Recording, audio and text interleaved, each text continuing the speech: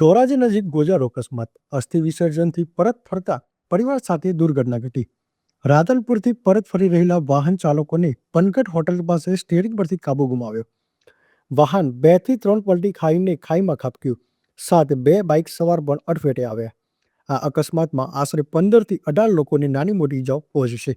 ઇજાગ્રસ્તોને તાત્કાલિક ધોરાજી સરકારી હોસ્પિટલ ખસેડાયા હતા, જેમાંથી 5 લોકોને જૂનાગઢ રિફર કરાયા. વધુ વિગત માટે જોડાયેલા રહો. રાત્રિના 10 વાગે એક પ્રાઇવેટ ટૂર્સ એન્ડ ટ્રાવેલ્સ બસનો અકસ્માતની માહિતી સામે આવેલી છે. પ્રાથમિક રીતે જે માહિતી છે એના અનુસંધાને આ ટ્રાવેલ્સ ધ્રાંગધ્રાથી ધોરાજી સુધી આવતી હતી અને એમાં આશરે 15 જણા પેસેન્જર્સ હતા.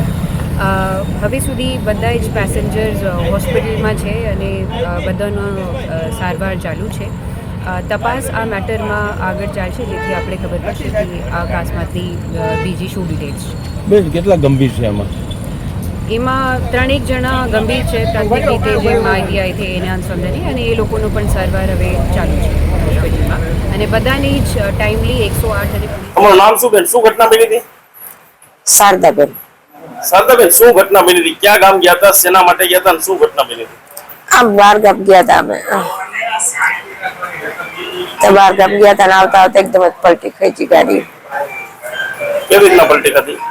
તો મને એકદમ એ ડ્રાઈવર ને આપણું જલવાઈ ગયું હતું. અને એના કેટલા લોકોને લાગ્યું છે અંદાજે? ઘણા જણા હતા, 10-15 જણા હતા અમે ગાડીમાં. મારું નામ અરુણ વાઘેલા છે. આ બધા જતા હતા, દાદા હતા ને એના ફૂલ પધરાવા જતા રાધનપુર. ત્યાંથી પાછા ધોરાજી આવતા હતા તો રસ્તામાં વચ્ચે ડ્રાઈવરને નીંદર આવી ગઈ, ઝોલું આવી ગયું. એમાં 3 અલગોટિયા ખાઈ ગઈ બસ. આ ટી પોસ્ટ હોટલ પાસે કેટલા લોકો હતા? 17-18 જણા. બધાને લાગી ગયું. ક્યાં દાખલ કરવામાં આવ્યા? આપણે સરકારી હોસ્પિટલમાં. બીજા લોકો અડધા જુનાગઢ લઈ ગયા. કેવી પરિસ્થિતિ અત્યારે તો આયા છે ને બહુ સાજુ નથી લાગ્યું, પણ વાહ બધાને લઈ ગયા ને એને સારું લાગી ગયું છે. જુનાગઢ લઈ ગયા ને. કાંતાબેન. શું ઘટના બની હતી? પલટી મારી હતી ગાડી. કેવી રીતના પલટી મારી? એ 2-3 પલટી મારી અને પછી સીધી ખાઈમાં જ નાખી દીધી. ભાઈ એ ડ્રાઈવર હાથો વાળા. ક્યાં ગામથી આવતા હતા તમે? એ અમારે દેશમાં રાધનપુર થી.